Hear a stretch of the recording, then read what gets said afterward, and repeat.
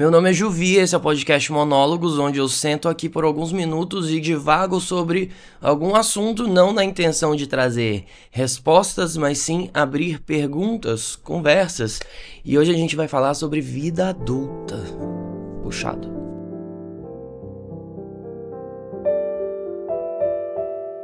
O mito da vida adulta vem muito da nossa experiência enquanto criança. Porque eu me lembro de olhar enquanto criança e ver pessoas da minha idade que eu tenho hoje, eu tenho 34 anos, e eu via como pessoas muito distantes, muito adultas, muito bem feitas, muito bem seguras, meio que os adultos eram entidades estáveis. E hoje, com 34 anos, lembrando dessas memórias que eu tinha de infância, lembrando dos meus pais, dos meus primos, dos meus tios, eu não me vejo como uma pessoa que se adequa àquela visão que eu tinha de criança do que era um adulto. Eu não vejo como alguém que está naquele lugar agora. Não que eu não esteja no lugar de vida adulta, mas eu me percebo num lugar diferente. Então existe uma dissociação que a gente faz do ideal que a gente tinha, do que era a vida adulta, enquanto criança observando adultos, e o mundo das crianças é um mundo separado do mundo dos adultos. Então existe toda uma noção para quem teve uma família presente, uma família da hora, que a criança acaba sendo protegida, ela acaba sendo resguardada, abraçada, você poupa a criança de certos traumas, certas coisas. Igual, minha família teve um baque muito grande com o plano Collor, economicamente, que eles tinham acabado de vender uma casa, e aí, na segunda, com o dinheiro da casa, aquele dinheiro já não valia nada por conta do plano Collor. Então, rolou esse baque. E eu lembro na minha infância de, sei lá, comer macarrão e não comer carne durante muito tempo, muitos anos, assim. E de ser um evento, ou então de você perceber que seus pais estão comprando lanche pra você e pro seu irmão, mas eles não estão comendo, eles falam que eles não gostam tanto de hambúrguer. E você vê aquilo pelo lado lúdico, né? E você percebe que essa escassez que você vivia era uma blindagem que o mundo dos adultos fazia do mundo das crianças para proteger ela dos males desse mundo e permitir que a infância ocorresse sem uma consciência da vulnerabilidade que existia ali. Então a gente via os adultos de baixo para cima, num viés de proteção, num viés super-herói, num viés assim inato, num viés assim poderoso. E você pensa, tá, eles são assim e eles sempre foram assim. Tipo, você não imagina que seus pais foram crianças e você não entende isso até você virar um adulto. E aí quando você entende a sua vida adulta, você consegue ler o seu passado de uma forma racional e você percebe, tá, nem todo adulto era aquela visão que eu tinha quando criança, de seres seguros, estáveis, no controle sobre tudo. Na verdade, os adultos são mais um cosplay com fatura, meio que tá todo mundo improvisando, e quando você se percebe improvisando igual seus pais, e quando você chega numa idade, principalmente depois dos 30, que você percebe que seus pais pedem conselho pra você, e você ensina coisas pros seus pais, então você percebe que você está no mesmo mundo adulto que os seus pais, ao ponto até de precisar dar bronca nos seus pais, você entende que, sim, eu estou na vida adulta, não tem como duvidar disso. Acontece que a vida adulta não é aquele ideal. A vida adulta, o tempo todo, era uma mentira. A vida adulta, o tempo todo, eram cortinas para esconder a realidade triste do mundo e o ambiente decadente que a gente vive enquanto humanidade de seres puros, que são crianças. Então, às vezes, muitas frustrações que a gente coleciona na vida é porque a gente imaginava esse ideal adulto, sendo que nossos pais estavam contando moeda pra pagar aluguel e fazendo corre, fazendo aquilo, fazendo aquele outro, e a gente tá fazendo a mesma coisa. Mas só que a gente não cresceu acreditando nisso, exatamente. A gente cresceu com os olhos da infância, os olhos da adolescência, os olhos da juventude, e a gente percebe que a gente vê a vida ainda por esses olhos. A gente ainda vive as coisas com essas categorias, com essa visão. E isso que faz com que a gente perceba que os adultos que a gente presenciou enquanto criança estavam vivendo a vida também com esses olhos da juventude, da adolescência, da infância. E isso faz com que a gente se coloque no lugar de entender e de ter uma empatia e ao mesmo tempo sacar que o mundo é difícil, o mundo é cruel e a gente precisa jogar com as regras desse mundo, e que no final das contas a vida adulta não é uma evolução lúdica, meio Pokémon assim, que é tipo, nossa, vai ter um momento que vai ser massa, quando, né, tipo, quando eu chegar no ensino médio vai ser da hora.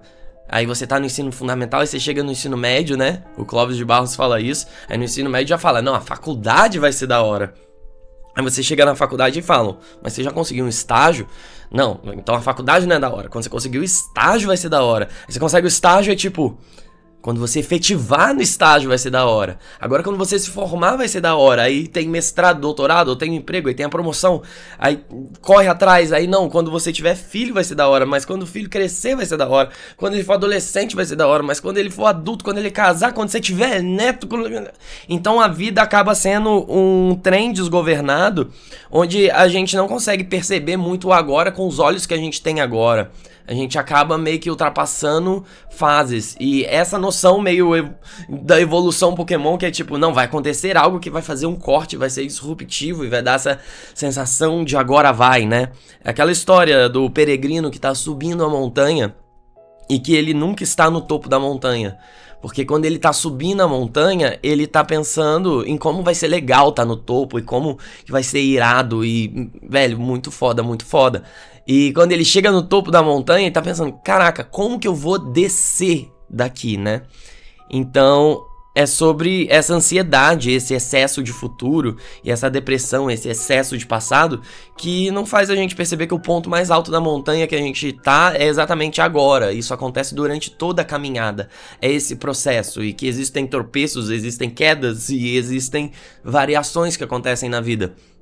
E tudo acontece com esse acúmulo de idades que a gente tem e que a gente vai percebendo o mundo realmente como ele é e não o mundo como a gente imagina. Porque a imaginação é um ato frequente da infância e que a gente vai se atendo a isso, sendo que a gente tem que perceber que existe a imaginação, existe a realidade e existe a nossa história, que é o que a gente vive. E muito desse mito da vida adulta vem por conta de uma história pré-fabricada que as pessoas querem que a gente viva. Que é isso, né? Começa desde a escola até você se casar e até após isso. E é tipo, qual o sentido da vida no final das contas? Aí a gente percebe que, na verdade, esse sentido da vida talvez seja correr atrás do próprio rabo. E isso não é um tanto legal. Então a gente percebe que a vida adulta é uma mentira para se entender na vida adulta e perceber que ela não é algo estático, não é algo seguro. Pelo contrário, a vida é um jazz e a gente tá improvisando o tempo todo. Caverna do Dragão. Caverna do Dragão é um desenho muito legal, era o meu favorito na infância, porque eu gostava muito de RPG e eu gostava muito de entrar no mundo do RPG, interpretar personagens com os meus amigos. E Caverna do Dragão brinca com isso, né? Dungeons and Dragons. E a história do desenho ali na abertura já mostra que eram crianças que entraram numa montanha-russa temática, num parque de diversões. E ali eles se transportaram para um mundo de fantasia, né? E aí vem a teoria, né, de que, nossa, eles morreram nesse acidente, eles estão no inferno, por isso que eles nunca vão conseguir voltar para casa, e o desenho não tem fim, e tá. Sendo que a maioria desses desenhos dessa época não tinha fim. Thundercats não teve um fim, Silverhawks não teve um fim, e vários desenhos não tem fim, Pica-Pau não tem fim, Manda-Chuva não tem fim. Por que Caverna do Dragão deveria ter um fim, né? Porque, né, a indústria dos desenhos animados vamos fazendo enquanto dá ibope, não tem ibope, corta a verba, acabou. Então eu proponho uma analogia diferente, mas que tem sim a ver com o inferno também. Porque quando eles chegam nesse mundo, né, a gente percebe que a gente pode fazer essa analogia com a vida adulta aí, com o amadurecer e com a gente, enquanto jovens, tendo que criar uma independência. Ou seja, eles estão fora do mundo seguro deles, que pode ser a casa dos pais, pode ser a sua antiga cidade, pode ser a convocação das responsabilidades com a sua família morando com seus pais, pode ser diversas coisas, porque cada um tem a sua história, cada um entra no seu mundo da vida adulta e é um mundo diferente de acordo com as circunstâncias. E eles se percebem longe de casa, então existe essa saudade, essa falta de segurança. E eles percebem o quanto o mundo realmente é hostil. Olhando de longe era apenas fantasia, faz de conta. Estando dentro daquele mundo, você percebe que é um mundo perigoso. É um mundo que pode te atingir, pode te machucar, pode te ferir, pode te fazer chorar. E ao mesmo tempo que você tá nesse mundo que é hostil, você ganha habilidades que antes você não tinha, você ganha autonomia, né?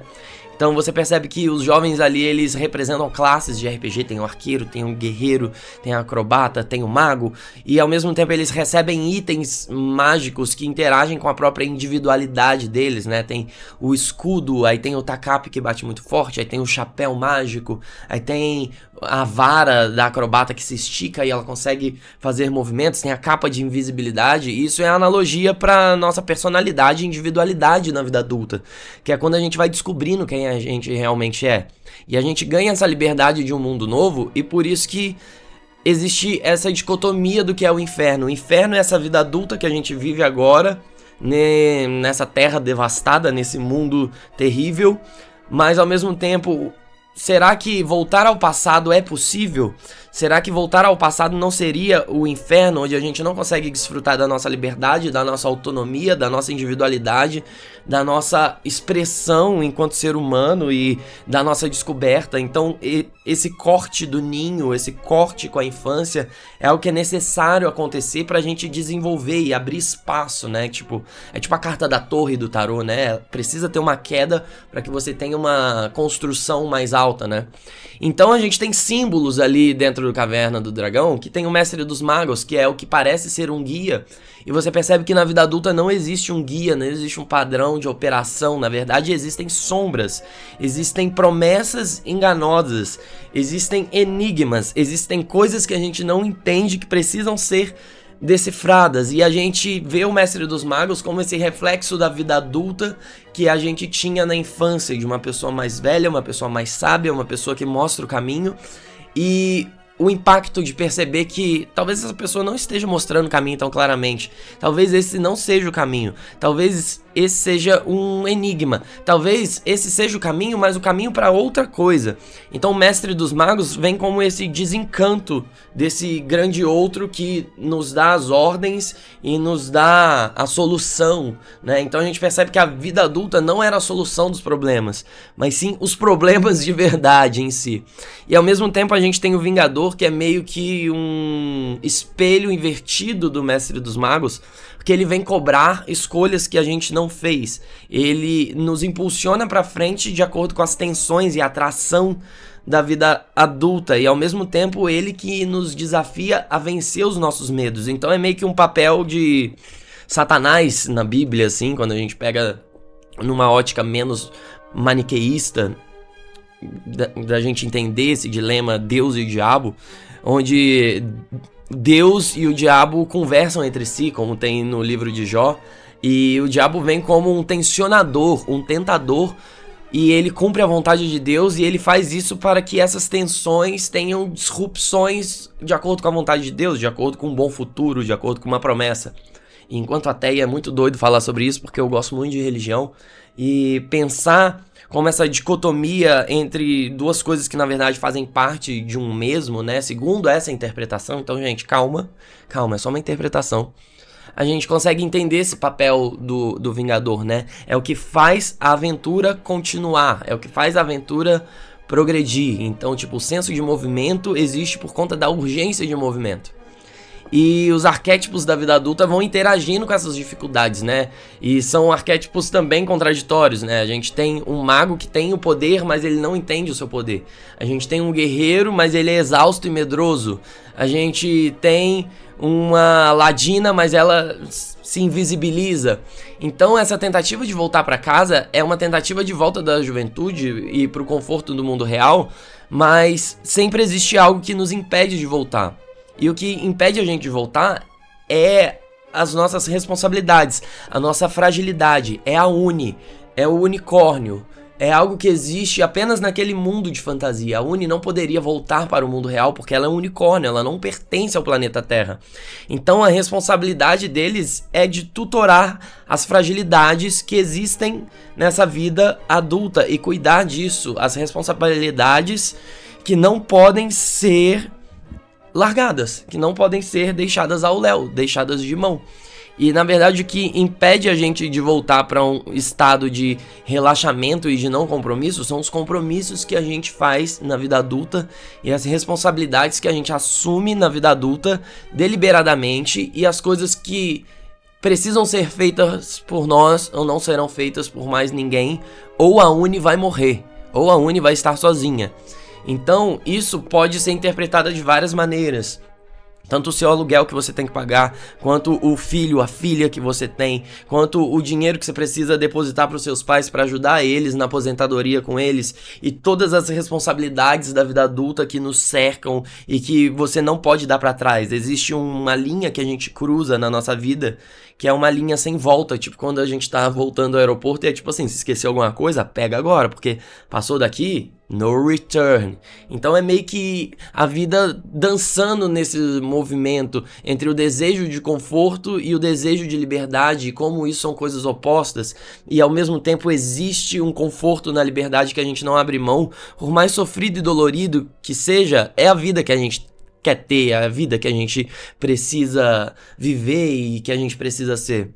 Eu vejo bastante isso no meu processo de me entender uma pessoa trans, uma pessoa não binária, e é tipo, você é uma pessoa trans, o mundo é hostil, as pessoas vão te aceitar, sua família vai te aceitar, mas sendo que, tipo, esse é o meu caminho, é o caminho da minha felicidade. Existe hostilidade nisso? Sim, mas talvez sem isso eu não aguente ficar viva.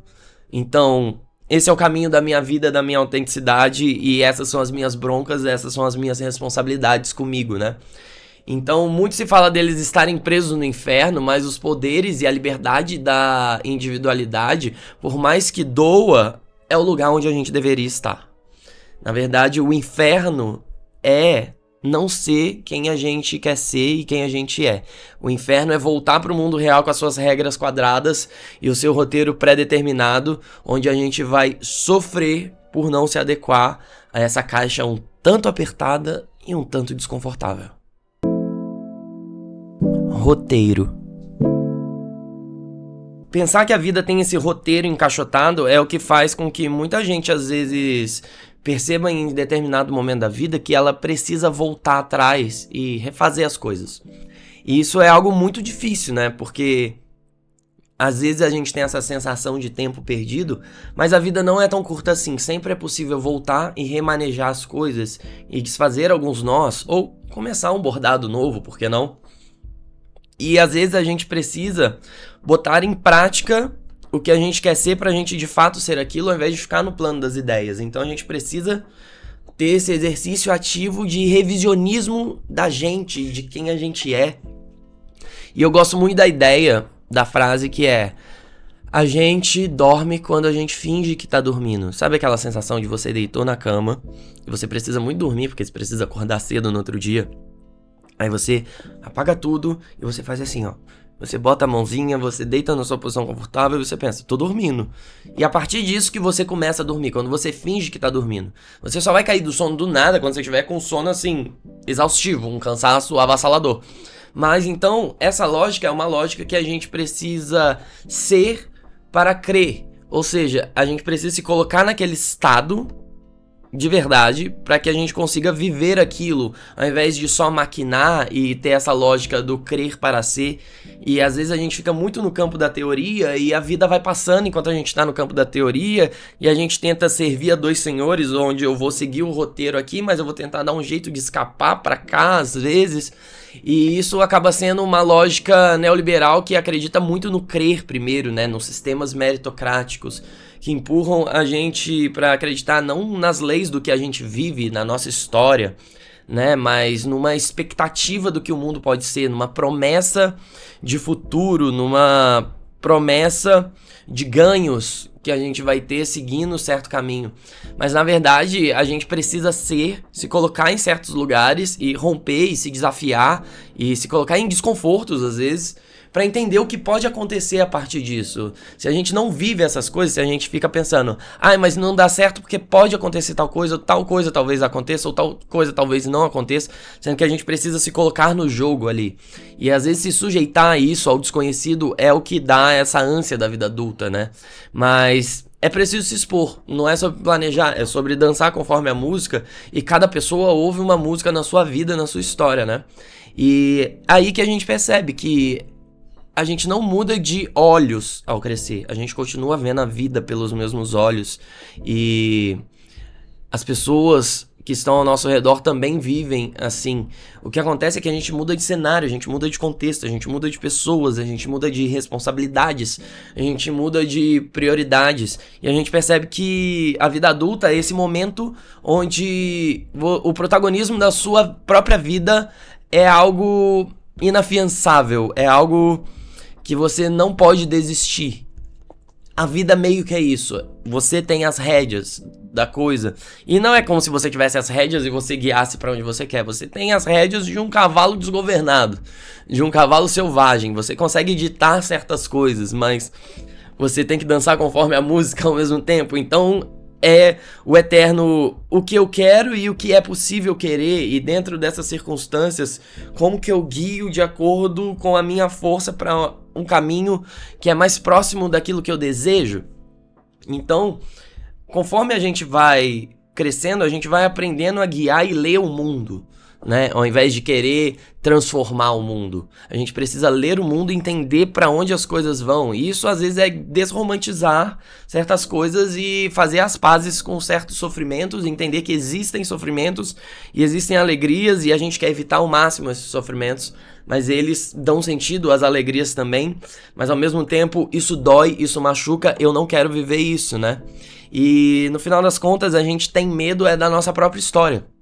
A gente tem medo daquilo que já aconteceu com a gente, dos nossos traumas, das nossas vulnerabilidades, da dor que a gente já sentiu. E a gente tem medo de viver essas dores novamente. Mas a vida sempre muda, a vida sempre é diferente, a vida é imprevisível, a vida é o caos. E às vezes a gente deixa de fazer muitas coisas por medo do caos, mas o caos é justamente onde tudo pode acontecer. E será que vai acontecer exatamente o que a gente previu? A gente é tão profeta assim? E eu queria encerrar esse monólogo com algo que eu ouvia um pastor meu falando, o André Michelin, da Igreja Batista, que ele falava muito sobre o cara que chega no céu, e aí um anjo pergunta, por que você tem que entrar no céu? Né? É ele, não, porque eu não fiz isso, não caloteei ninguém, não menti pra ninguém, não traí ninguém, não fiz tal coisa, tal coisa, não bebi, não fumei, não cheirei, não fiz, blablabla. E vai falando tudo que não fez, tudo que não fez. Aí o anjo pergunta, tá, mas o que você fez? Tipo, não fazer as coisas, muito legal. Tem coisas que às vezes a gente percebe que não tem que fazer, mas o que você fez? E essa pergunta, o que você fez? O que você anda fazendo? O que você tem feito de bom pra você, pras pessoas ao seu redor? E como que a gente tem diluído as dores da vida adulta em uma vida adulta convivendo com outras amizades adultas e percebendo que tá todo mundo no mesmo barco. Então é sobre a gente fazer coisas e fazer coisas com as outras pessoas e entender o mundo adulto não como um mundo individual, mas sim como uma experiência coletiva e muito diversa. E às vezes não é sobre o medo das coisas que a gente vê ao nosso redor, ou medo de fazer coisas, mas sim quais são as nossas coragens. Vamos ter coragem. É sobre isso a vida adulta. Não é sobre não ter medo. É sobre enfrentar os medos. E daí que nasce a coragem.